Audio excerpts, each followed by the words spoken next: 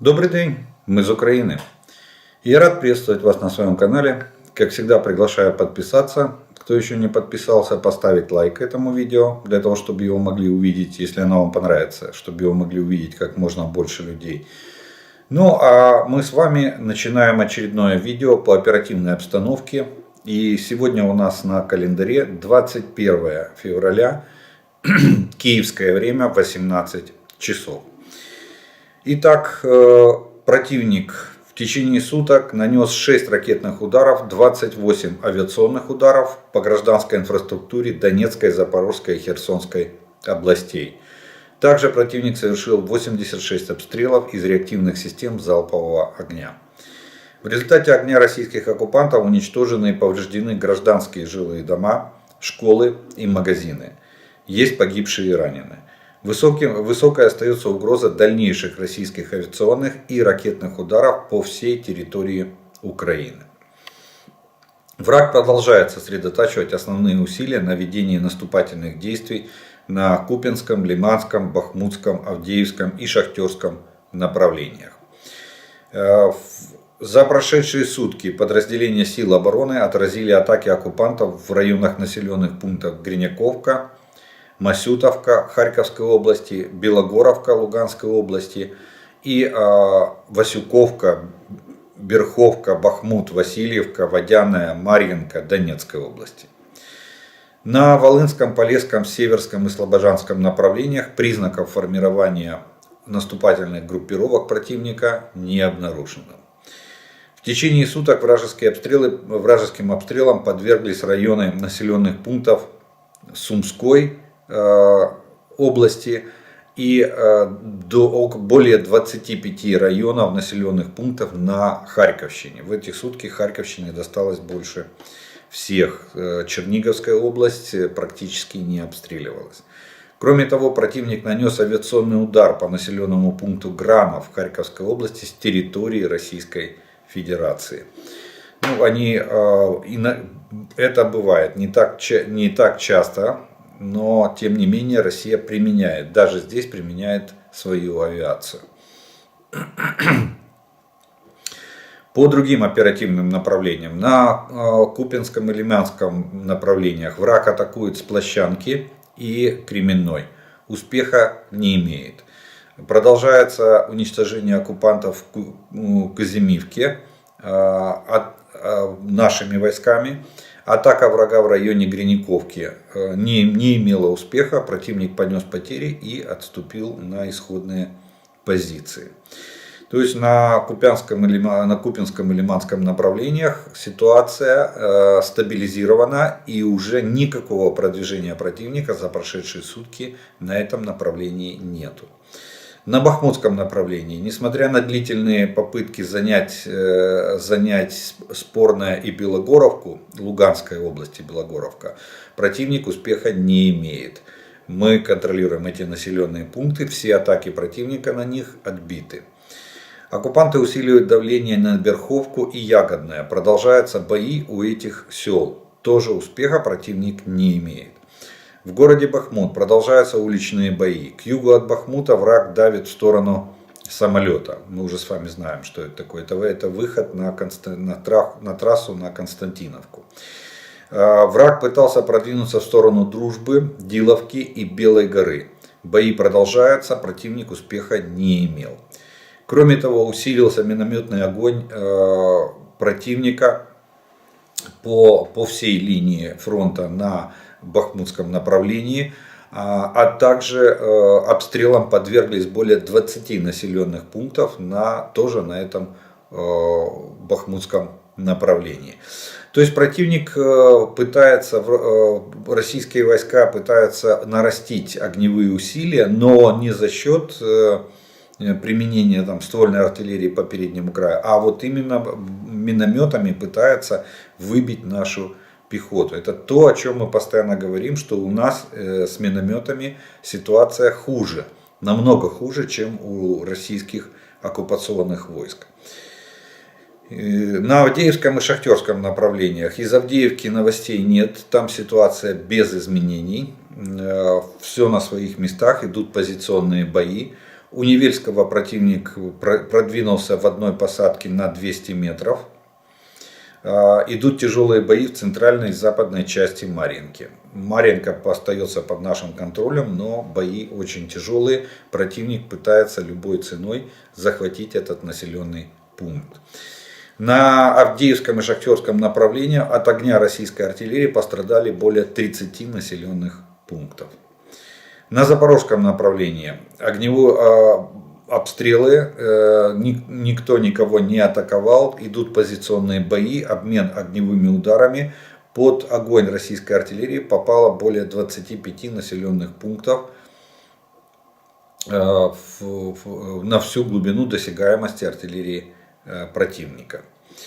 На Херсонском направлении то же самое, изменений нет. 35 населенных пунктов было обстреляно вдоль всего правого берега реки. И надо отметить, я бы сказал, бесчеловечность. Хотя для российских войск эта фраза слишком мягкая формулировка. Были применены зажигательные боеприпасы по городу Херсон. По густонаселенным районам ударили зажигательными боеприпасами. Но об этом мы будем говорить более подробно в разделе «Вопросы и ответы». Там есть такой вопрос, я расскажу более подробно, что делать и как бороться с этими боеприпасами. И как общий вывод за прошедшие сутки можно сделать следующий. В Бахмуте все стабильно, оккупанты давят, но сопротивление наших сил возросло. И сегодня мы фактически купировали все наступления, любые попытки наступать российских войск. Нужно внимательно наблюдать за происходящим на северном фланге. Там мы хоть и купировали вот это вклинение, но все равно выступ в линии фронта остался. Они будут пытаться сейчас перебросить резервы и пытаться нарастить усилия, возобновить наступление. Так как от вот таких вот фланговых ударов зависит судьба всего города, гарнизона в городе Бахмут. На оккупированных территориях Россия продолжает принудительную паспортизацию граждан Украины, и особенно в Донецкой области. В частности, работникам бюджетных организаций доведено под личную роспись распоряжение так называемой российской оккупационной администрации города Горловки, в частности, о необходимости получения гражданства Российской Федерации. Работники бюджетной сферы, которые до 1 июля не получат паспорта, будут уволены с занимаемых должностей. Авиация сил обороны за сутки нанесла 16 ударов по районам сосредоточения личного состава и военной техники оккупантов. И удара по зенитно-ракетному комплексу на огневой позиции. Также наши защитники сбили 3 беспилотника типа «Ланцет». Подразделения ракетных войск и артиллерии за прошедшие сутки поразили 2 позиции противовоздушной обороны врага и батарею реактивных систем залпового огня. Вот такие вот военные события произошли на всех оперативных направлениях и на линии фронта от Харькова до Херсона.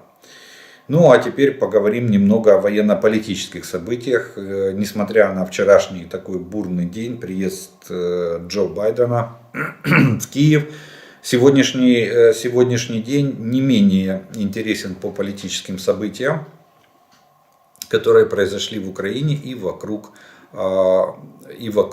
нас. Сегодня прозвучало обращение Путина к Федеральному собранию Российской Федерации. В принципе, как и ожидалось, бункерный дед ничего нового или ничего путного не сказал. Я бы даже так выразился.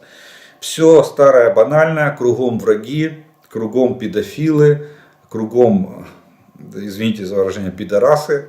Надо спасаться, надо загораживаться от всего мира. У нас не было выбора. Мы начали, чтобы не начинать этой войны. Вот. Единственное, что можно отметить, это то, что ожидали там, и чего так опасались. Военного положения нет. Второй волны мобилизации, всеобщей мобилизации нет. Второй волны мобилизации нет. Что еще мы там ожидали от Путина?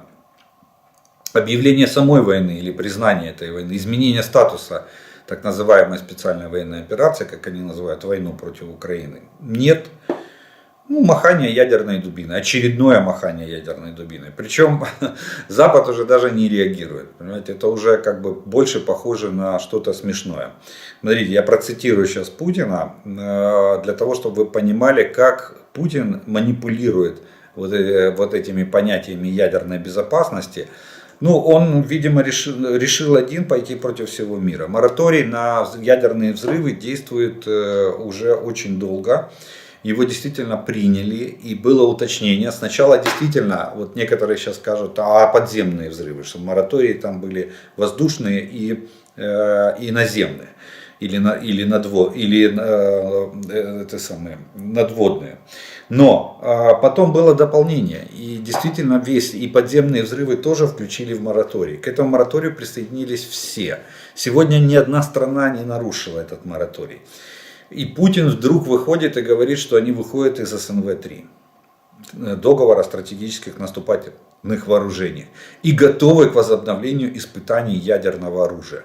И поднимает силы ядерного, точнее, ядерные силы Российской Федерации приводят в высшую степень боевой готовности. Одна лодка выходит в район пусков ракет. Ну, я вам уже рассказывал, что если это просто будет баллистическая ракета, то это просто смешно. Уже выглядит. Как говорят, история повторяется дважды. Да? Первый раз в виде трагедии, а второй раз в виде фарса. Так вот, у Путина сейчас стадия фарса в отношении ядерного оружия. Обратите, и вот я вам привожу. Вашингтон задумывается о натуральном испытании ядерного оружия. Такая информация есть. Я вам скажу сразу, что все задумываются о ядерном испытании, о натуральном ядерном испытании. Что имеется в виду? Сегодня испытания ядерного оружия проводятся в лабораторных условиях. Они моделируют ядерный взрыв в лабораторных условиях на уровне не скажу каких частиц, я не физик-ядерщик, но где-то под микроскопом. Возможно, какие-то там проводятся мелкие подрывы или поджоги этих веществ и так далее. Но все остальное просчитывается на компьютере, то есть моделируется, все моделируется. Натуральное испытание — это бомба на полигоне и бабах, огромный взрыв различных ядерных зарядов. Так вот, и вот он говорит, что такая информация есть. Конечно, она есть, потому что все страны, члены ядерного клуба и те, кто туда стремится, тот же Иран мечтает о проведении ядерных взрывов. Но они пока об этом не говорят. Они хотят создать ядерный заряд, им все равно придется его как-то испытывать. Но пока что заявление от Ирана, что завтра там будут ядерные взрывы проводить, такого нет. Так вот, дальше, продолжая цитата тоже Путина. Министерство обороны России и Росатом должны обеспечить готовность к испытанию российского ядерного оружия, если это первым сделают Соединенные Штаты. Я тебя ударю, если ты ударишь меня. Ну, понимаете, да? Вот в чем манипуляция. Я дракон, бойся бой. Вот все меня держите семеро, я сейчас всех вас буду бить. Вот в чем сущность Путина, его нерешительности, в его, я бы сказал, наверное, в его трусости. В трусости принятия решений. А как же знаменитая песенка «Путин может все что угодно». Все, чего не может Путин, не может быть. Оказывается, не соответствует действительности, или заявленная реклама не соответствует содержанию продаваемого продукта или подаваемого продукта. Вот такая вот манипуляция. Вот что значит российский выход из договора о стратегических наступательных вооружениях. То есть они готовы к возобновлению испытаний ядерного оружия. Но при условии, если это первым сделать, а если Соединенные Штаты не начнут, значит вы не выходите из договора, значит вы не будете первыми подрывать ядерный заряд, неважно, там, в качестве испытания или в качестве демонстрации силы и так далее и тому подобное. Так что надо слушать внимательно, читать внимательно. И да, это уже стадия повторения истории в виде фарса. В Киеве сегодня премьер-министр Италии Джорджия Мелони. Она посещает Киев первый раз после ее избрания на пост премьер-министра Италии. Ну, скажу, что очень хороший знак, потому что Италия нам помогает вооружением. У нас есть гаубицы FH-70, самодвижущиеся итальянские. А теперь у нас еще будет противоракетный комплекс. Это европейский аналог Патриота американского. Называется Мамба. Ну, еще иногда его называют САМПТ. Наверняка всегда приезжает с подарками, поэтому я думаю, что Джорджия Мелони привезла нам этот комплекс. Теперь ждем, когда Франция привезет к нему ракеты. Далее, очень интересная появилась новость.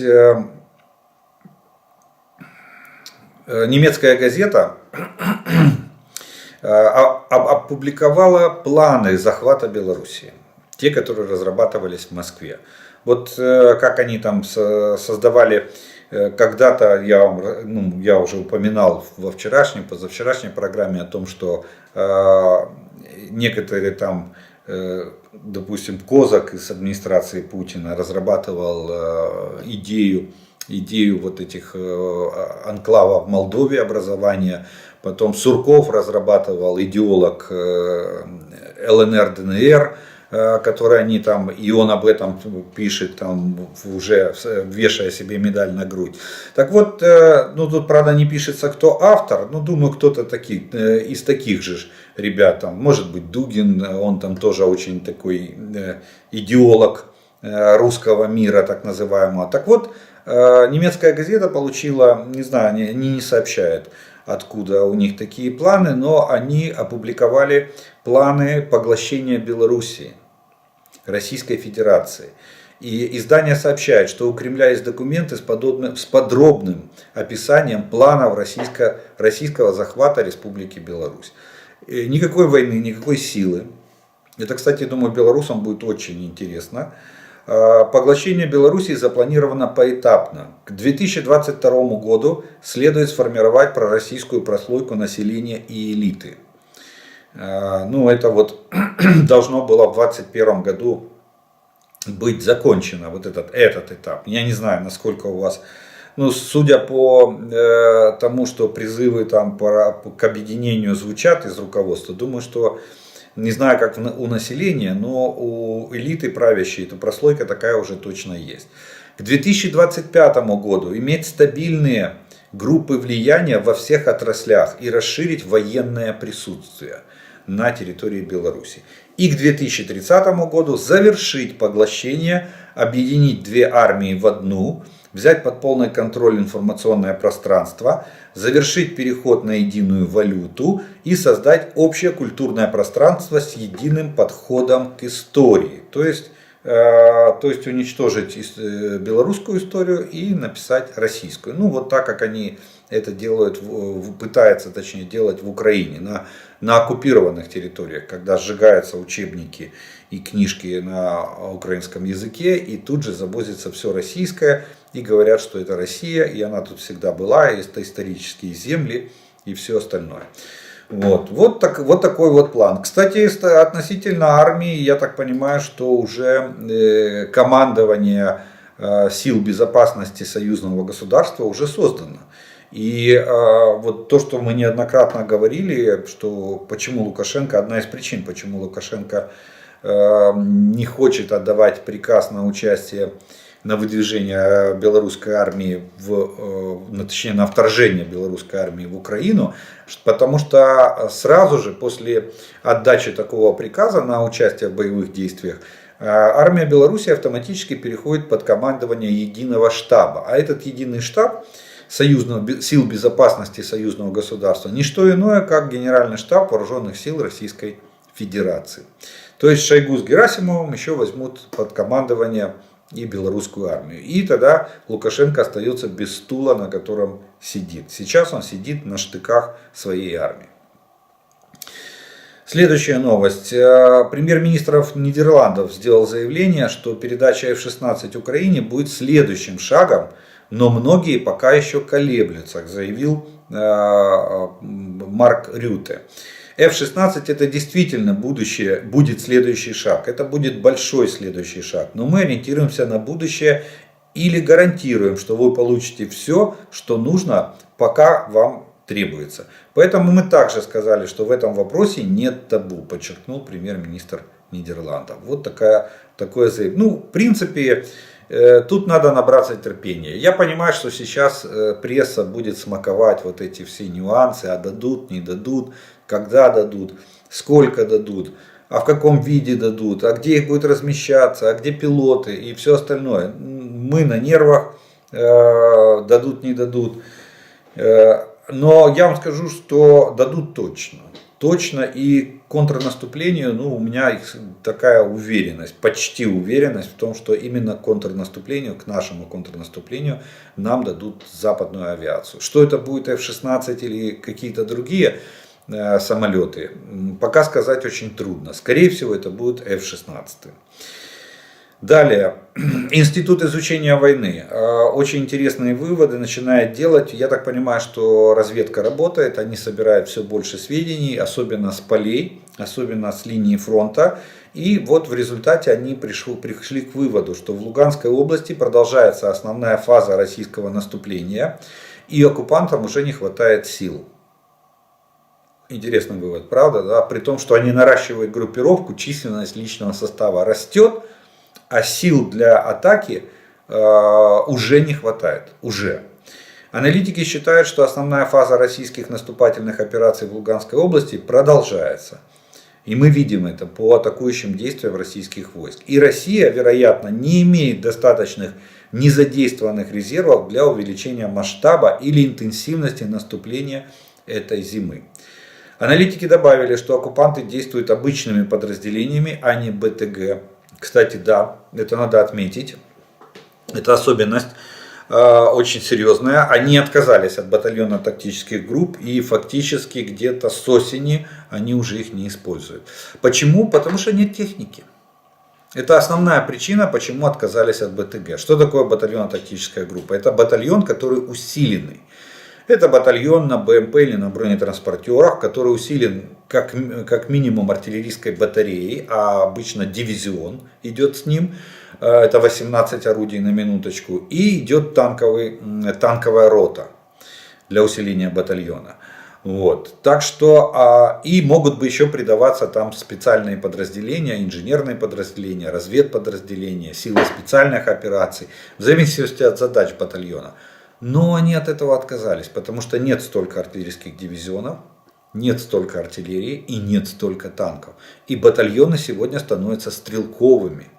Какой смысл стрелковому батальону придавать артиллерийскую батарею, если этот батальон убивается в течение суток нашими войсками?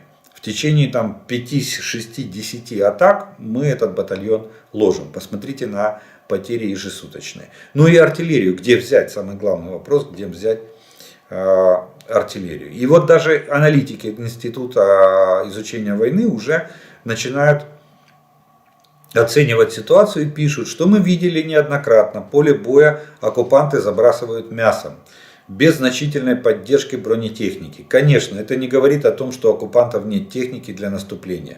Техника есть, и ее пока достаточно, но не для такого широкого фронта. То есть на отдельном участке они могут собрать технику, как это было под Угледаром, и пойти в наступление. Там тоже наступление оказалось неудачным, больше 100 единиц техники они потеряли. И на этом все попытки наступления закончились. Кстати, Угледар, слава богу, на сегодняшний день ситуация стабильная, контролируемая. Никаких наступательных действий со стороны российских войск не предпринимается уже неделю. Уже даже больше. Далее, Джо Байден же тоже не приехал с пустыми руками. Он объявил в Киеве, он привез подарки и объявил очередной новый пакет. Украина получит новый пакет военной помощи на сумму $500 миллионов, который будет объявлен уже завтра, заявил Джо Байден в Киеве. Ну и вот он объявлен.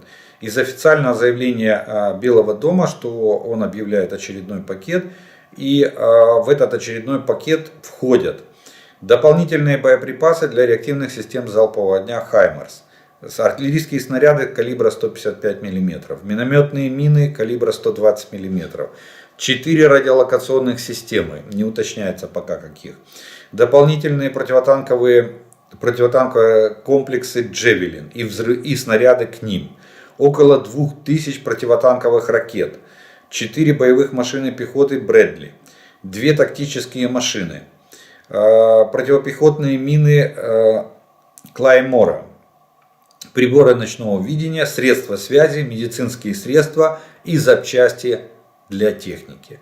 Вот такой пакет помощи на 500 миллионов, ну в принципе как раз для обеспечения ведения боевых действий.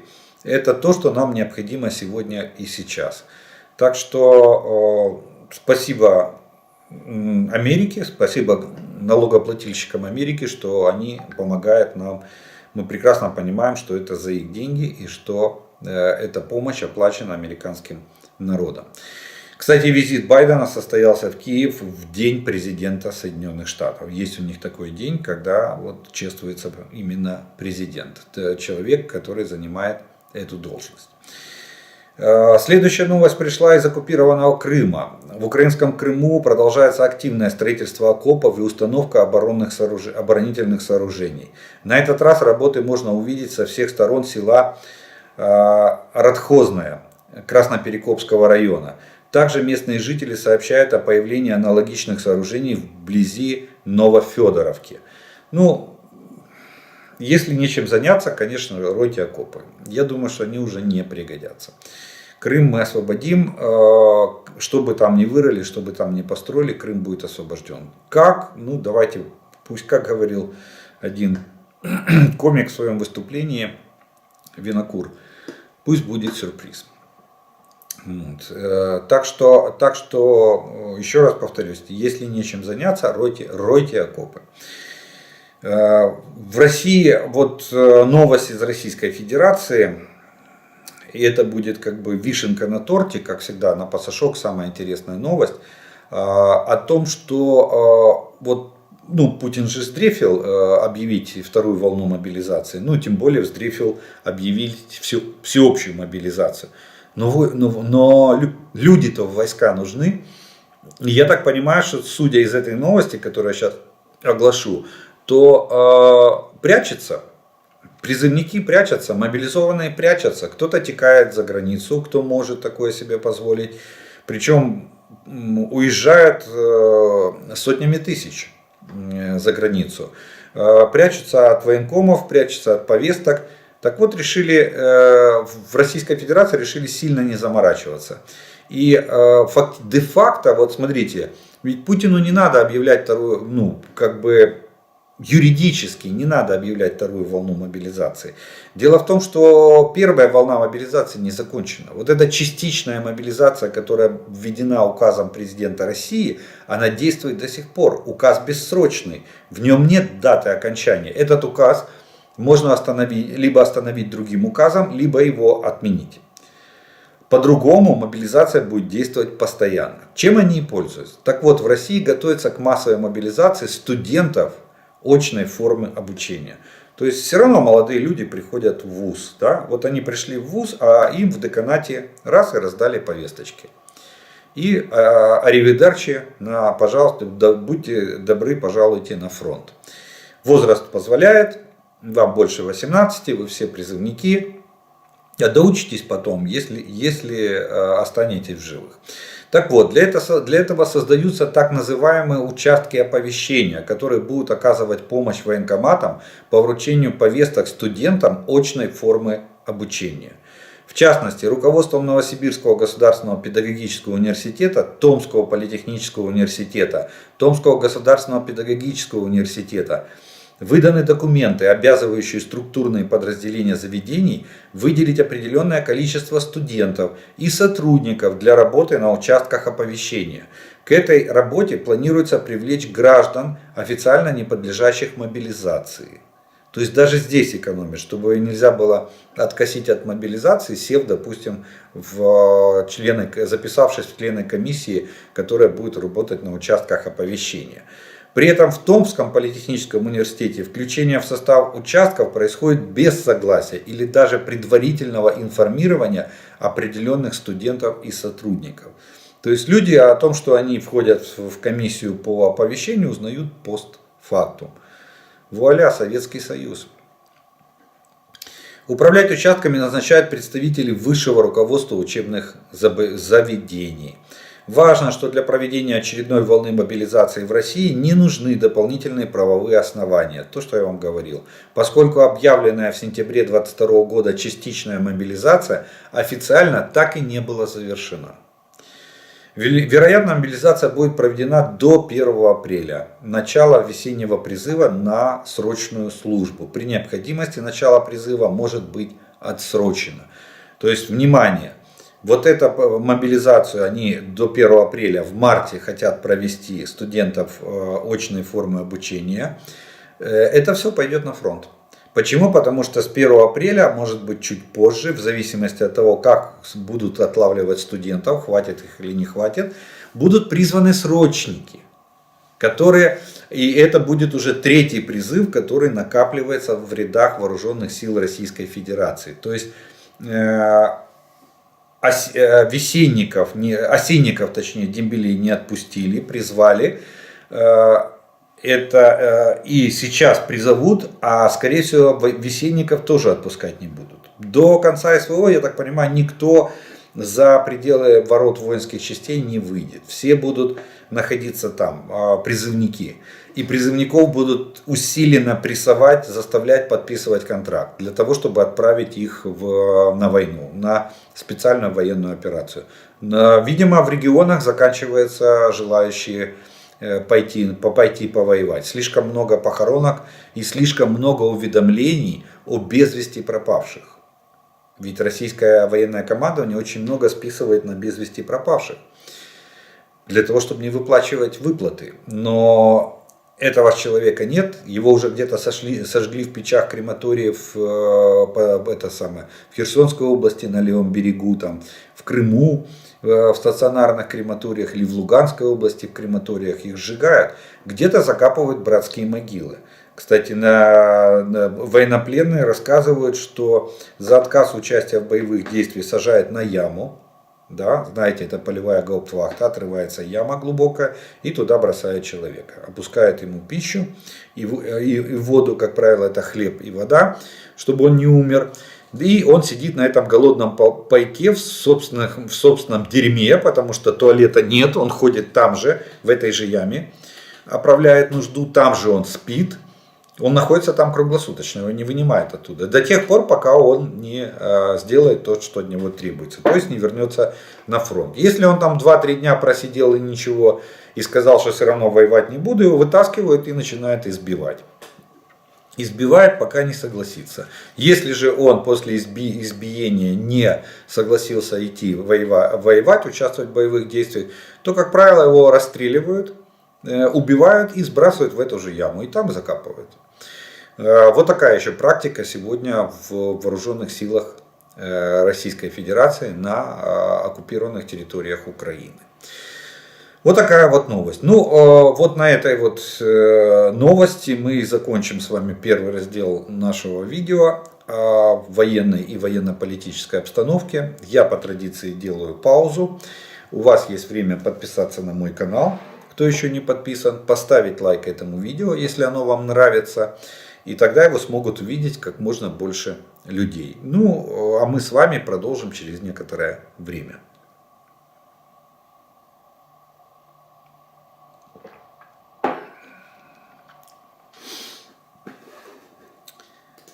А продолжим мы, как обычно, по традиции, ответом на те вопросы, которые вы прислали к предыдущим видео. И первый вопрос сегодняшнего дня будет следующий. В Запорожье включили свет на улицах и в частном секторе. А как же светомаскировка? Специально, чтобы российские войска видели, куда стрелять. Объясните эти действия наших властей. Буду очень рад услышать ваши комментарии. Ну, особенно, я понимаю, если бы свет включили на улицах Киева. Вот, кстати, Киев, фонари работают на минимальном режиме. Некоторые дороги подсвечиваются, а так город в основном вечером погружается во мрак. У людей светятся окна, но уличное освещение не включают. Я думаю, что в прифронтовых городах, особенно таких как Запорожье, которые очень часто подвергаются ракетным ударам со стороны Российской Федерации, да, я согласен с аргументом, что ракета летит по координатам, ей все равно, горит освещение или не горит.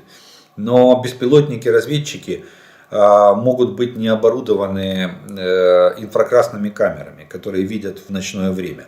Или, допустим, если объект освещен, то тогда то камера может выдавать изображение даже в цветном, при хорошем освещении, в цветном изображении передавать объект. И тогда оператору легче различить то, что он видит.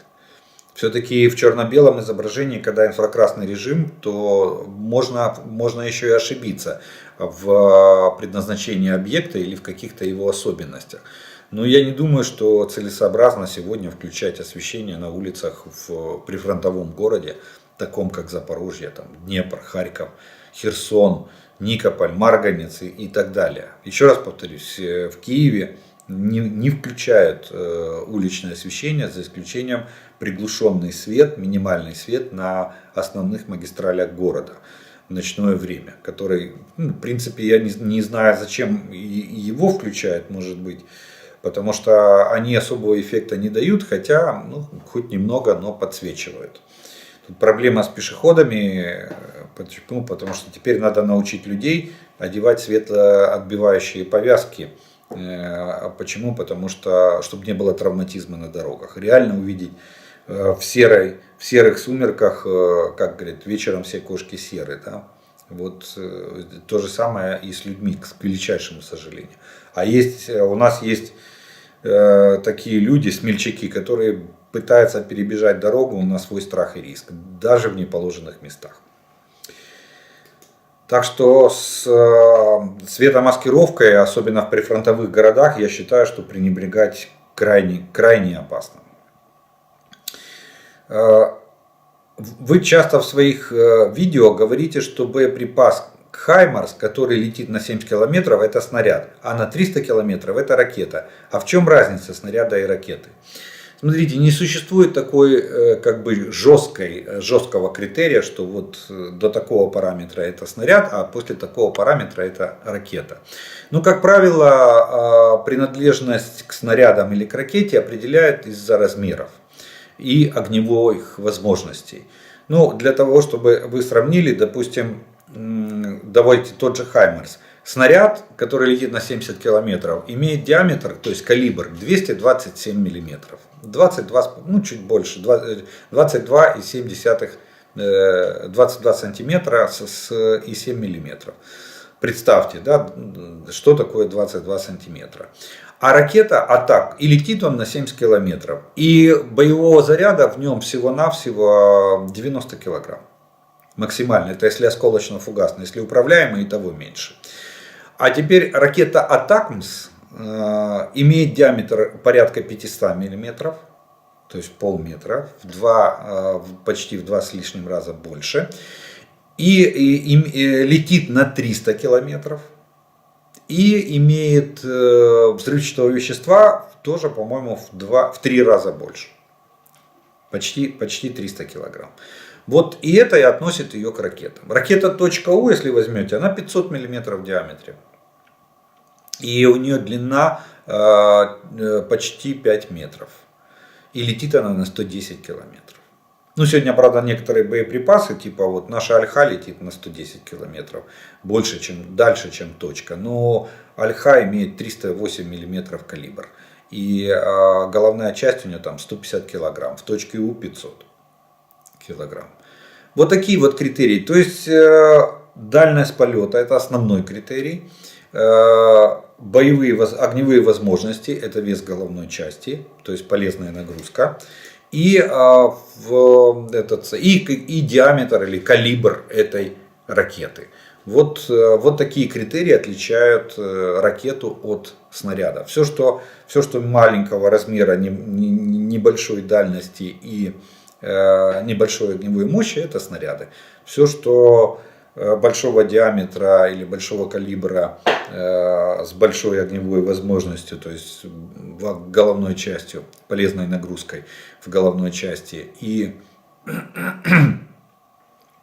большой дальности, ну как бы для реактивной артиллерии, это ракеты. Вот такие вот критерии. Хотя, еще раз повторюсь, жестких критериев вы не найдете ни в одной книжке, ни в одном учебнике. Ну вот, как правило, ученые и военные разделяют вот по таким вот параметрам и критериям. Вы говорите, что армия России имеет существенное преимущество в артиллерии и снарядах к ней, и одновременно, что им катастрофически не хватает техники. Объясните, пожалуйста, как это следует понимать. А это следует понимать вот так, как я зачитывал сегодня в оперативной обстановке, в военно-политической обстановке, что они могут, техника есть, но они могут ее сосредотачивать на отдельных направлениях. На весь фронт в 1000 километров техники катастрофически не хватает. Поэтому если мы говорим, что на Донецком направлении сосредоточено там порядка 190 батальонов, то там и артиллерии они пригнали там довольно большое количество, которое превышает нашу артиллерию. И, естественно, к этой артиллерии они что делают? Везут боеприпасы. И она, хоть и имеет уже ограничения, уже, кстати, лимиты есть у российской армии на расход боеприпасов, они уже стараются придерживаться тех норм расхода, которые написаны в правилах стрельбы. Вот. Там в этих правилах указано, какие нормы выкладки боеприпасов на грунт при таких-то размерах цели, там, при укрытости личного состава на позициях или открыто расположенных и так далее. Вот. Но они могут на Донецком направлении создать преимущество и в снарядах, и в артиллерии. А на других участках артиллерии очень-очень мало. В основном это кочующие артиллерийские группы, которые обеспечивают ведение огня там, здесь, вот таким методом кочевки вдоль линии фронта. Вот поэтому, и если посмотреть в общем, то пехота, допустим, та же пехота российская сегодня на грузовиках. Не на БТРах и БМП, а в основном своем на грузовиках, на автобусах. На вагнеровцев чем привезли на запорожское направление? Автобусами. А чего же они не приехали на бронетранспортерах и на БМП? Где их бронетехника? Где их артиллерийские дивизионы? Где их танки, которых хватался Пригожин? Нет, их привезли автобусами и посадили в окопы как пехоту. Вот почему. Но на Донецком направлении российская арта, к сожалению, сосредоточена, и она там лупит по полной программе, старается наносить огневое поражение нашим войскам.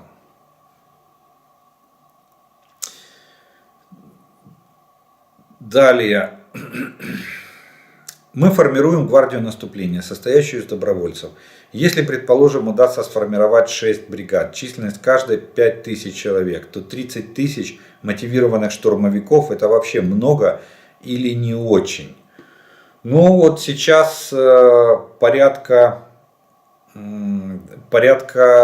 давайте вспомним, на Донецком направлении было сосредоточено, когда брали Северодонецк, порядка 40-45 тысяч российских военнослужащих. В Харькове на правом берегу было около 30-35 тысяч военнослужащих.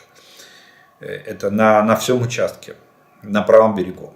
Это очень много. Во-первых, вы загнули бригада 5 тысяч. Нет, бригада это где-то 3500. Это максимум. Вот. Хотя в нашем понимании, если мы идем по натовским стандартам и, допустим, основных батальонов может быть 10 боевых батальонов, то тогда это около 5000 человек. И 6 бригад это тогда будет где-то, я оцениваю где-то в 20-25 и бригад там формируется 8 было заявлено, там еще 6 бригад на базе МВД, 1 бригада на базе погранслужбы и 1 бригада на базе национальной полиции вот, формируется. Ну, может быть, где-то так. Это очень много. Это фактически 30 тысяч, это армия. Это общевойсковая армия, примерно 30-35 тысяч, которая может состоять там из 3 дивизий или 2 армейских корпусов по 15 тысяч. Вот Россия формировала армейский корпус, танковый армейский корпус, ну, правда, им так и не удалось его сформировать, резервный. Он все ехал, так и не доехал. Они его сформировали на треть и быстро перебросили сюда, в Украину, потому как дальше формировать его уже не было времени. Вот. Так что это очень большая сила, и если это еще пехота, эти 30 тысяч на броне, то это огромная сила. Моє питання стосовно авіації рашистів. Як варіант, вони можуть скупучитися великою кількістю не для масованої атаки, а для масованої оборони і атаки наших танків при нашому контрнаступі? Дякую за відповідь. Да, они могут основные усилия сосредоточить на обороне своих позиций. И вот, кстати, для этого я и говорю, что без прикрытия авиации посылать в бой такое большое количество новой техники, которую мы получаем или получим от наших стран-партнеров, то это было бы не совсем грамотно, если не сказать хуже. Именно поэтому, что Россия может применить авиацию как в обороне, так и в наступлении. Ну, в наступлении проблематичнее, могут только с дальних дистанций обстреливать нашу территорию, не залетая вглубь нашей страны, потому что это будет билет в один конец. Но я думаю, что наши дальнобойные средства в этом случае будут сбивать даже над Белгородом, будут сбивать, если будут доставать российскую авиацию. Ну а вот если они станут в глухую оборону, тогда да, авиация будет стараться работать по нашим войскам, которые будут прорывать фронт или оборону российских войск на наших территориях. Для этого и нужна авиация, чтобы вступать в бой с российскими самолетами. Как быть с минометами, гранатометами? Вооруженные силы Украины всех уровней настойчиво требуют их уже давно. Посодействуйте, пожалуйста, по возможности, чтобы их включили в список поставок западного оружия. Они у них есть. Я это прекрасно знаю. Я об этом стараюсь говорить как можно чаще, что нужны минометы, нужны мины к ним. К сожалению, я вам говорил, я не допущен к государственной тайне, я не принимаю участие в рабочих группах Министерства обороны, так, чтобы повлиять на список и иметь там возможность попросить кого-то или самому дописать минометы в этот список. Я надеюсь, что вот этот глаз народа, особенно который раздается из рядов вооруженных сил Украины, в Генеральном штабе слышат.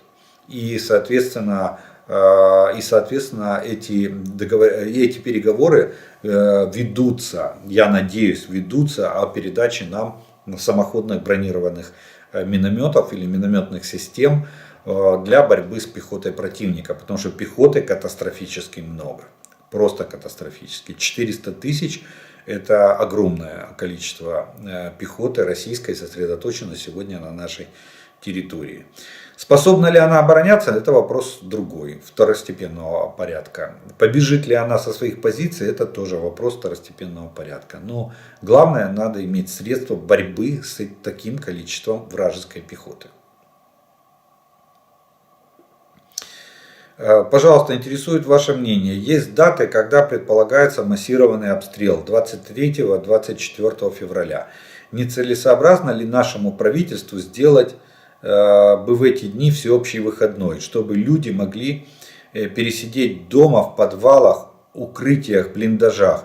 Наше начальство на работе пишет эти дни за свой счет, чтобы пересидеть дома, а мы вынуждены выходить на работу.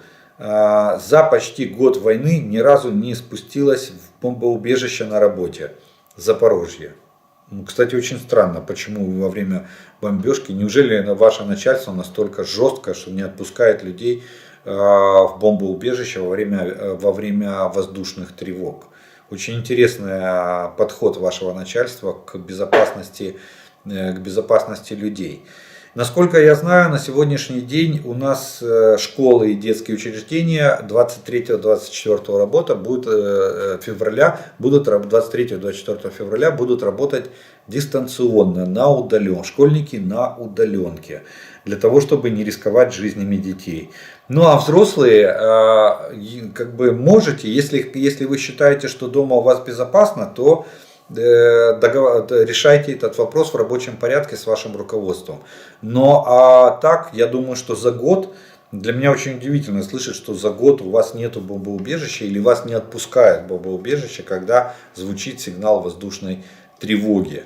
Если таковые будут 23-24, то спуститься в бомбоубежище я не вижу тут вообще никаких проблем или препятствий. В принципе, даже можно пойти на конфликт с начальством, если это угрожает вашей жизни, вашему здоровью и вашей безопасности. Я не думаю, что здоровье и жизнь стоят большего, чем рабочее место. Сохранив жизнь, можно рабочее место всегда найти. А вот потеряв здоровье, тогда уже очень сложно. А если, не дай бог, жизнь, то тем более. Зная, что Российская Федерация очень часто любит, российское командование очень часто любит наносить удары по жилым кварталам, по жилым домам.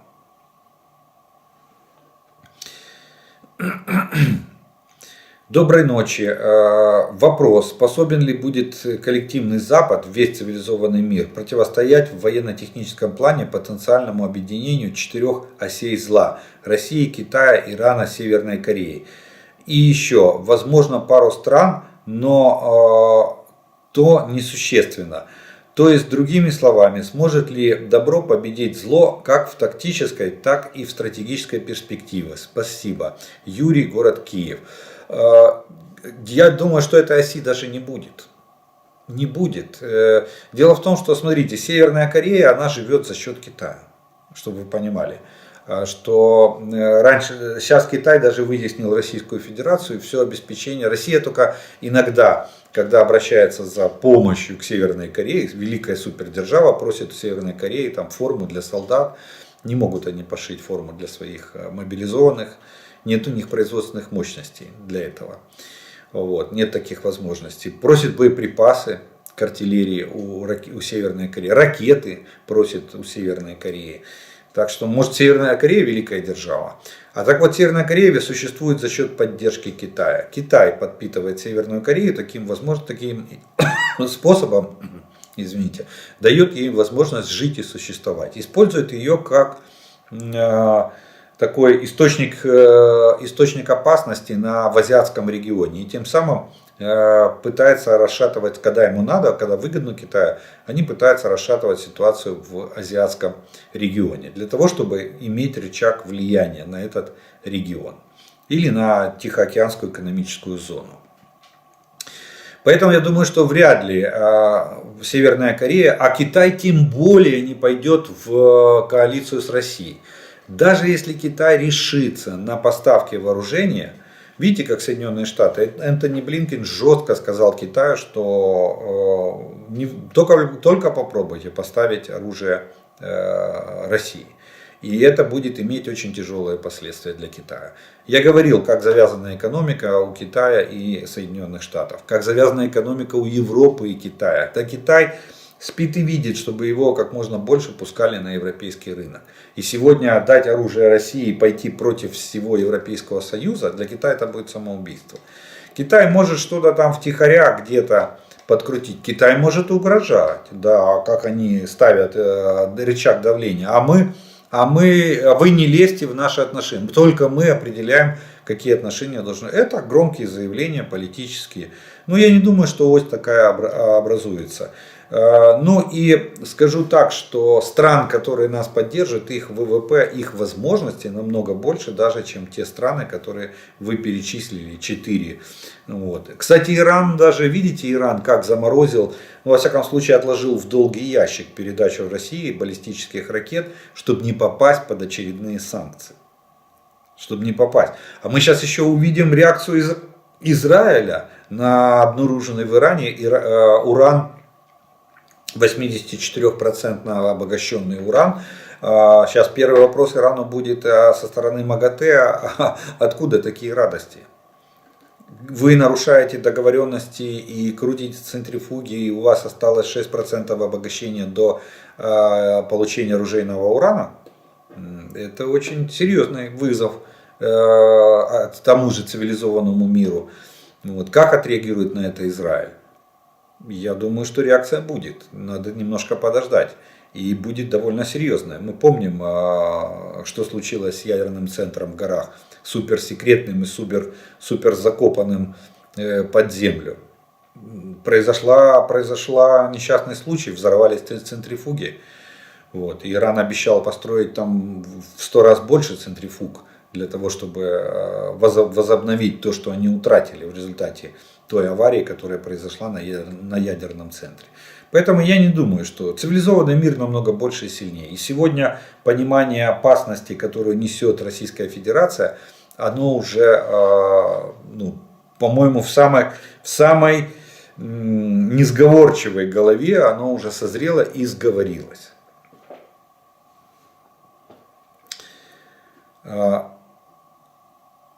Так, стоп, а Северная Корея делала подземный ядерный взрыв пару лет назад, или там ничего нарушено не было? Дело в том, что был взрыв, да, в Северной Корее, но там не было обнаружено следов, радиоактивных следов этого взрыва. Что они взорвали, так до сих пор окончательно и неизвестно. Поэтому обвинить Северную Корею в нарушении этого моратория не представилось юридически невозможно. Вот. Поэтому да, предполагают, что это был ядерный взрыв, предполагают, так как он был на полигоне, якобы в шурфе, который готовили для ядерного взрыва, но доказательств этому нету, и поэтому на Северную Корею там наложили какие-то санкции дополнительные, но не за нарушение моратория. Поэтому это под большим вопросом на сегодняшний день, что это был за взрыв.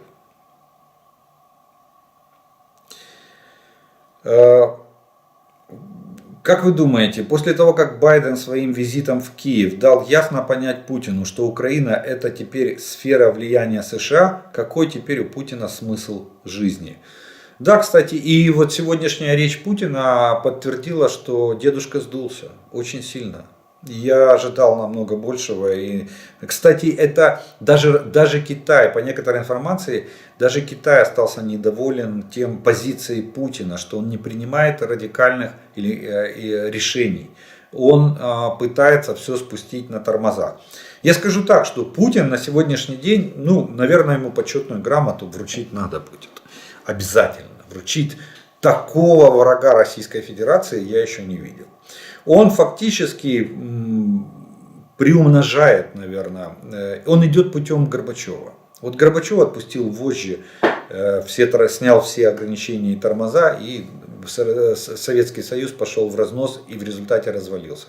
То же самое сегодня делает Путин. Путин, я еще большего врага России не видел. Как он разваливает Российскую Федерацию, тут надо поучиться. Историки будут писать об этом книги.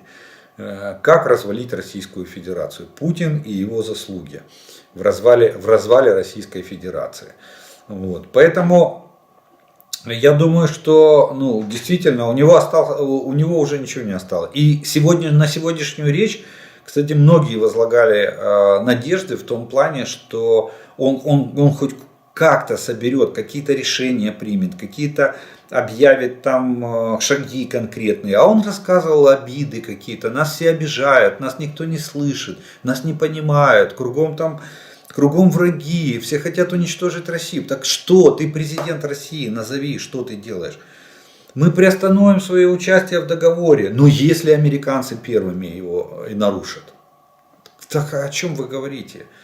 Конечно, смысла жизни... Нет, смысл у него, на мой взгляд, еще остался, ну, довести Россию до белого коленя, чтобы она не просто не встала с колена, а просто упала бы лицом в грязь. Вот он сейчас, смысл жизни Путина и пребывания на посту президента, это добить Российскую Федерацию. Окончательно и бесповоротно. Так, как Горбачев в свое время добил Советский Союз. Своим бездействием и своим вот этим вот процесс пошел, плюрализма мнений, консенсус достигнут. А когда в упряжке 16 собак и каждая хочет бежать, 15, извините, было, каждая хочет бежать в свою сторону, если упряжкой не рулить, то упряжка никуда не поедет. Так и получилось с Советским Союзом. То же самое повторяет Россия. Причем Россия идет намного в худших условиях, чем Советский Союз. У Советского Союза был хоть какой-то запас прочности, я имею в виду в экономическом плане. Вот. В финансовом-то мы помним, что у всех происходило, какая была гиперинфляция в бывших республиках и в вновь образованных странах, отвалившихся от Советского Союза. А в России там они сейчас вычерпывают все последнее, что у них осталось. Даже самый там большой оптимист, точнее финансовый оптимист России, глава Центробанка Набиуллина, и та сказала, что зверь-писец придет в финансовую систему в сентябре месяце. Я думаю, с такими затратами на войну, как сегодня у России, то этот зверь может прибежать намного раньше. И неожиданно. Вот что самое главное. Так что вот смысл жизни Путина, я думаю, это добивание Российской Федерации как государства на международной политической арене. Ну а внутри что там будет, это даже страшно предположить.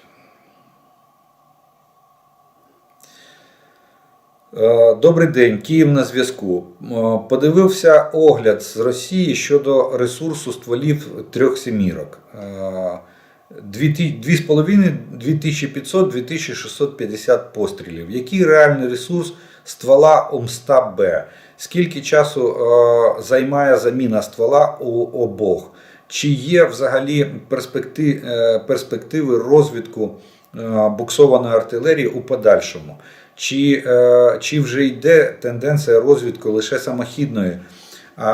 самохідних артустановок? Дякую, дуже сподіваюся на вашу відповідь. Не віриться, що сучасні системи програють радянським військовим в живучости. Мы переможем в будь-якому випадку. Смотрите, что касается артиллерии. Вы правы, что западные и современные образцы вооружения, наоборот, превосходят советские образцы, которые есть на вооружении Российской Федерации. Настрел гаубицы МСТА, это гаубица, настрел ствола составляет не более 2000 выстрелов. Около 2000 выстрелов, в зависимости там от заряда, ну в среднем 2000. Все, дальше ствол надо менять.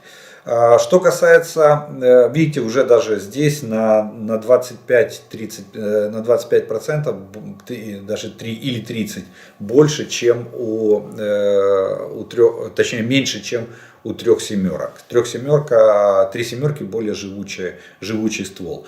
Это за счет применяемых технологий. Россия, скорее всего, применяет какие-то свои технологии, хотя на импортном оборудовании, и качество стали. Тут две составляющих. Качество стали и технология производства ствола.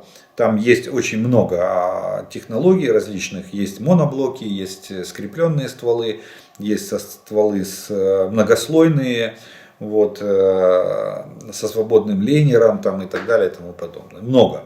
Вот. Но западные стволы прочнее, выдерживают больше настрел. Что касается замены, так у трех семерок это занимает несколько часов.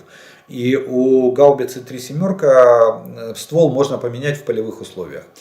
Для гаубицы МСТА-Б ствол тоже можно поменять в полевых условиях. И это тоже занимает не так много времени у буксируемой гаубицы. У самоходных гаубиц, естественно, замена ствола может производиться только на ремонтных предприятиях. Почему? Потому что для замены ствола надо снимать башню. Башню надо снимать с погона, и тогда можно поменять ствол. Вот. Поэтому, что касается развития артиллерии, то я не скажу, что полевая артиллерия уходит в прошлое.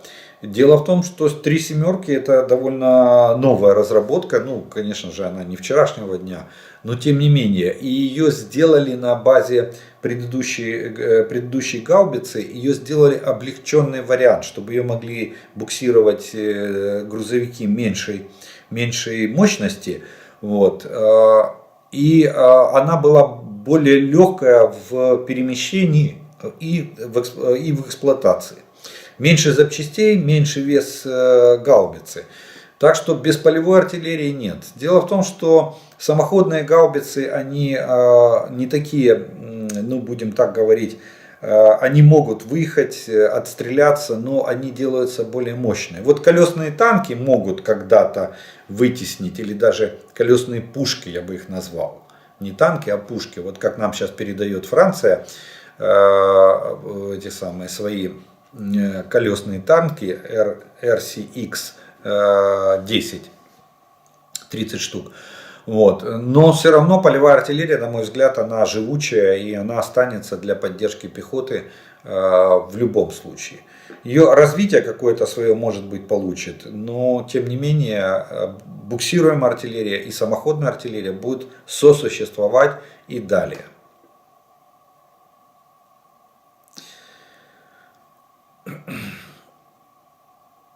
Ви завжди кажете, що Китай не піде проти Сполучених Штатів, а тим часом ситуація все більш тривожна стає. Сьогодні читала заяву МЗС Китаю щодо Штатів. Що буде, якщо Китай все ж стане на бік Рашки? Ну, Китай не стал на бок России, уже не стал.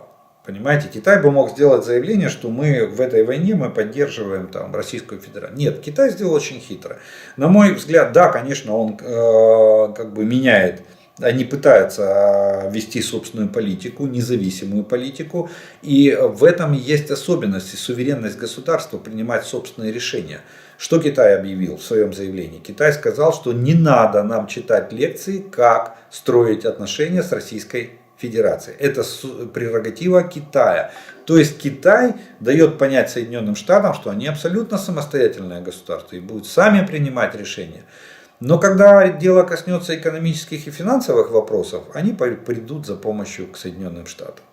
Взять, допустим, деньги для того, чтобы закрыть дырку в 8 триллионов, примерно так оценивается некоторыми финансистами, дыра в этом самом, в ипотечном мыльном пузыре, который раздул сегодня Китай, который может лопнуть в любой момент. Где можно будет взять?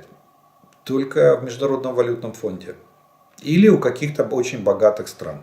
Ну, Россия точно не даст столько денег. Россия, кстати, всех, даже тех, кому обещала, и то старается кинуть на деньги. Вот талибы, сейчас посмотрим, как талибы второй транш выдавят из Китая. Ой, извините, из России. Вот. Плюс, если Соединенные Штаты начнут вводить санкции, допустим, или выводить из Китая свои заводы, как это начал Трамп делать, да, то Китаю будет очень больно. ВВП начнет резко падать, рынок сбыта начнет уменьшаться. Ну, Европа еще может дать такие большие деньги. Ну, с Европой. А Европа сегодня вся на нашей стороне. Поэтому нет, я не думаю, что Китай просто выбаривает себе более выгодную, более твердую переговорную позицию в будущих переговорах с Соединенными Штатами. Пока он ее не сформирует, он вряд ли вступит в переговоры. Вот, я не думаю. Вот, кстати, очень интересно, вам же ответили на ваш вопрос, я зачитаю тут комментарии, некоторые написали. Нічого не буде, Китай не самогубець. США і Європа для нього краще, ніж Раша, але він теж собі дивіденди хоче заробити. Раша для нього це сировинний придаток. Ну, вот здесь вот 100% в точку, в яблочко, что говорится, попал человек, отвечая на ваш вопрос. Если вы посмотрите объемы торговли Китая с Европой, Китая с США, а потом Китая с Российской Федерацией, то там на порядок отличается. И может быть даже не на один, не в 10, а в 20. раз или в 30 раз отличаются объемы торговли. Поэтому Китай, да, Китай, конечно, пытается манипулировать и зарабатывать себе дивиденды для будущих переговоров с Соединенными Штатами Америки. Вот помните, мы когда-то боялись, когда был Минский процесс, мы боялись, что Украина станет разменной монетой между Россией и Соединенными Штатами. Да? Так вот, сегодня разменная монета между Китаем и США – Российская Федерация. Китай использует Россию как разменную монету в своих переговорах с Соединенными Штатами Америки. Ну что ж, на этом мы с вами вторую часть ответы на вопросы закончим. И у нас остается третье, это комментарии, пожелания и приветствия, которые вы прислали. И хочу я начать этот раздел с одного очень интересного комментария, который прислал один из зрителей. Он касается ЧВК Вагнера. И звучит он следующим образом. Здравствуйте. Сейчас много сообщений о снарядном голоде оккупантов. Как вы считаете,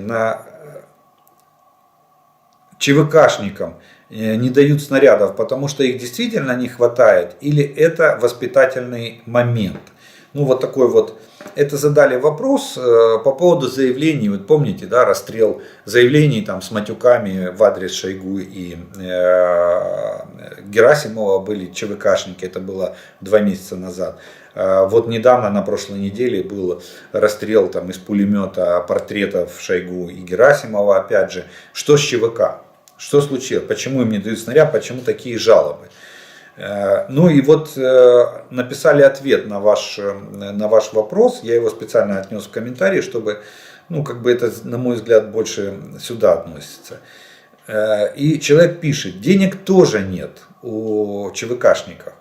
Катастрофическая ситуация сложилась с денежным довольствием участников специальной военной операции. Масштабы проблемы уже просто неприлично огромны.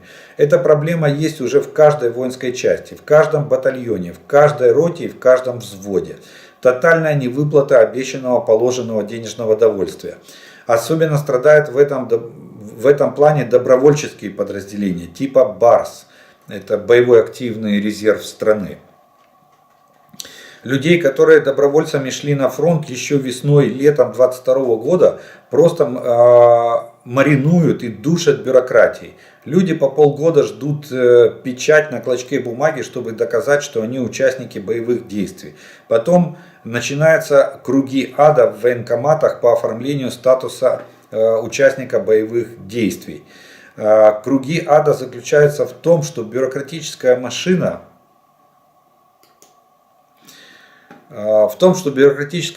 в воюющих частях просто отвратительно работает. Но самый вопиющий случай, который я знаю, это когда человека мобилизовали 22 сентября 2022 года, а 26 сентября он уже был в Сватово. Мы общались с ним в конце января, и на тот момент он не получил от Министерства обороны ни копейки. На карту ему только приходила зарплата с прежнего места работы. Но и это еще не все. В ноябре он получил ранение. Есть справка по форме 100.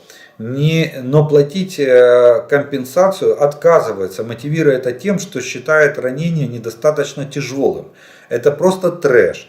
Человек призван по мобилизации, воюет уже почти полгода, получил ранение и ему не платят. И таких историй я лично уже знаю десятки. Люди пишут, копится недовольство и злоба. Если ситуация не изменится, то это приведет к социальному взрыву в ветеранском сообществе. Оно надо вам. Необходимо принимать жесткие меры по мобилизации или нормализации обстановки в этом секторе. Необходимо либо возвращать финансистов в части, либо предпринимать другие меры. Но дальше так нельзя. Дальше будет взрыв. Это относится и к частным военным компаниям, не только к мобилизованным. Вот такая вот ситуация человек описывает. Ну, я не думаю, что нет оснований не верить такой информации. Кстати, по поводу ЧВК добавлю еще то, что у нас есть перехват наша разведка опубликовала перехват телефонных разговоров одного из мобилизованных с своими родственниками. Так вот, он рассказывает, что привезли к ним ЧВКшников, в основном в подразделениях зэки, и свалило 200 человек. 200 человек свалило из подразделения. Они просто разбежались. Вот эти бывшие заключенные, они пошли бродить по оккупированным территориям. Естественно, они будут стараться пробираться куда? В Российскую Федерацию. Что им тут делать на чужой земле, где их постоянно могут обнаружить, сдать комендатуру, а комендатура с ними не будет целей. Их просто пристрелят и все. Они же знают весь этот опыт. И разбегаются именно из-за того, что нет выплат, нет никаких гарантий того, что ты останешься жив. Их гоняют в атаке до тех пор, пока их не убьют. Ни о каком помиловании нету речи. Вот те 20 человек из 30 тысяч. Вот смотрите, мы оцениваем сегодня, по данным нашей разведки, я вам говорил, что ЧВК Вагнера пришло в свою первоначальную численность, где-то 6-7 тысяч человек. Это всего полностью. И здесь, и в России. Это с резервом. А было их 30-35. И только 20 человек помилованы указом президента России. Все. Где остальные? В сырой земле? Или вот так вот разбежались и где-то их бегают, пытаются ловить. Вот такая вот обстановка с частными военными компаниями. Ну а теперь дальше по комментариям. Военная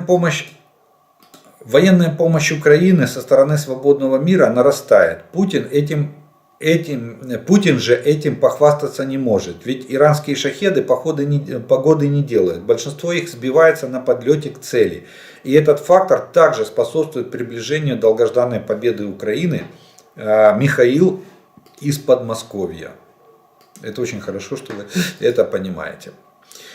У доповнення до А-10 бородавочник. Віддача від пушки у нього така, що під час ведення стрільби системою керування літаком автоматично здійснюється компенсація курсової стійкості за рахунок зовнішнього хвостового оперення літака. Щоб уникнути задирання носу та можливості ведення прицільної стрільби, оригінальні боєприпаси цієї пушки містять збіднений уран. При стрільбі за рахунок конструкції пушки зона суцільного ураження захоплює ширину у 6 метрів, прошиваючи усю бронетехніку та деякі види танків. Якщо уявити собі таку ситуацію, що на час вторгнення Московії у нас би були на озброєнні такі літаки, то усі рашистські колони були б ущент розстріляні ними незадовго після перетину нашого кордону. Я думаю, что, может не бородавочник, может что-то уже посовременнее появится в рядах вооруженных сил Украины после перемоги, нашей перемоги в этой войне. Хотел вас прокомментировать. Вы упомянули, что на 1000 убитых русских идет 2-3 тысячи раненых. Но я слышал, что из-за непрофессионализма и плохой медицины их где-то 1-2 и до 1500 не более. Что, учитывая большие потери, выглядит правдиво. Согласен, что раненых можно где-то 1 к 1,5, не 1 к 3, а 1 к 1,5. Но при этом количество убитых, естественно, возрастает. Почему? Потому что раненые просто не выживают. Слава Украине и вооруженным силам Украины. Привет из Канады. Соединенные Штаты связались с Россией перед визитом президента Джо Байдена в Украину. Об этом сообщило агентство Associated Press. Издание в статье ссылается на Белый дом. Журналисты отметили, что между Россией и США состоялась обычная коммуникация, чтобы избежать конфликтных ситуаций. Стороны пытались избежать просчетов, которые могли привести к ядерному конфликту. Кстати, опять же, о птичках, если Путин собирался решительно действовать, то почему, допустим, накануне визита Байдена не устроить там массированный ракетный удар, чтобы предотвратить визит? Струсил дедушка. Или нечем уже. Тоже хороший аргумент. Поэтому и видно, что Путин борется за мир. Он хочет остановки боевых действий любой ценой. Главное остановиться сейчас, чтобы дать передышку, потому что воевать чем дальше, тем больше становится нечем воевать. И да, сегодня 400 тысяч, там приближается к 400 численность, но эти 400 сегодня не способны даже вести наступательные действия, что мы видим в Луганской и Донецкой областях. А что будет, когда мы пойдем в контрнаступление? Подумайте, россияне. Добрий вечір. Невелика ремарка щодо нашої допомоги Молдові. Колишній легітимний президент Янукович також просив Росію допомогти. І щось ми зараз, і ось що ми зараз маємо. Тому в жодному разі Україна не повинна втручатися у політичні справи Молдови. У них є Румунія. Вона допоможе. Один народ все ж таки. Ну вот видите, опять вы допускаете ту же самую, наступаете на те же грабли. Никакой не один народ. Есть Молдавия, есть граждане Молдовы, а есть Румыния, есть граждане Румынии. Я не думаю, что они один народ. У них у каждого есть своя ментальность, есть свои национальные особенности. Да, возможно, язык похожий, но он отличается. Поэтому нет. А насчет того, что один уже, именно потому что мы в свое время предоставили транзит по своей территории, то эта группировка до сих пор существует. Да, не мы ее формировали, не наша была эта идея, но мы какое-то время обеспечивали ее существование. Сейчас мы этого не делаем. И нас это касается непосредственно, нас и Молдову. Украина и Молдова должны решать этот вопрос. Почему? Потому что мы граничим с этим анклавом, который несет нам прямую угрозу. Вспомните первые месяцы войны. Чего мы больше всего боялись? Чтобы Россия не высадила десант в районе Одессы или в Белгород-Днестровском и не воссоединилась с Молдовой. Тогда бы и Молдова была захвачена, и юг Украины, побережье Черноморское, было бы удержать крайне тяжело. Поэтому это наше дело. И нам необходимо вместе с Молдовой по ее просьбе помочь решить ей эту проблему.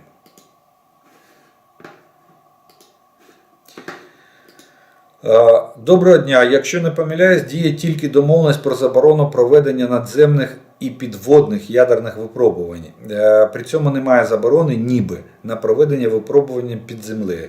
Якщо я не помиляюся, на момент, коли такі домовленості узгоджувались, фіксувати підземні вибухи було дуже складно, на відміну від наземних і підводних. Дякую. І тут же по скриптум. А ні, помилився. У 96-му році був розроблений новий договір про всеосяжную заборону. Так что все виды взрывов ядерных запрещены. Как быть с минометами и гранатометами? Вооруженные силы всех уровней настойчиво требуют их уже давно. Ну, я уже ответил на этот вопрос. И надеюсь, что Министерство обороны обеспечит наши вооруженные силы таким необходимым вооружением.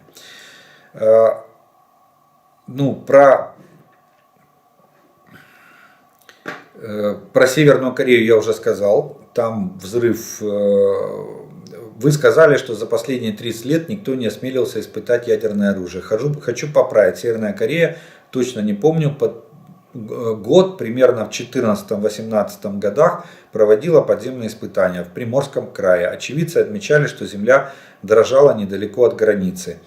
И живут они, корейцы, как жили. Поэтому ничто не мешает сумасшедшему царю бахнуть по океану. Ну, я уже пояснил, что с Кореей там очень большая проблема, потому что не было признаков, внешних признаков ядерного взрыва обнаружено не было. Это первое. А второе, что царь-то трусливый оказался и бахнуть не может. Видите, как он сказал, что мы бахнем, если первыми бахнет США. Вот так. Так что не бахнет. Стосовно розстрілу Майдану, варто згадати снайперів та зброю Парубія та Пашинського. Згадати, що майданівців розстрілювали в спини, а потім вирізали дерева, знищували доказову базу і так далі. І дійсно правда невідома і покараних немає. Це вот то, що був День пам'яті Героїв Сотні.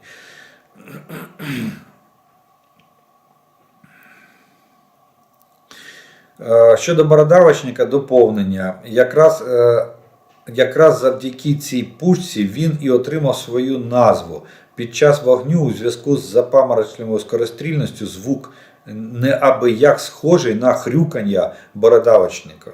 Ну, то, что на хрюканье, это да, это правда. Именно из-за звука.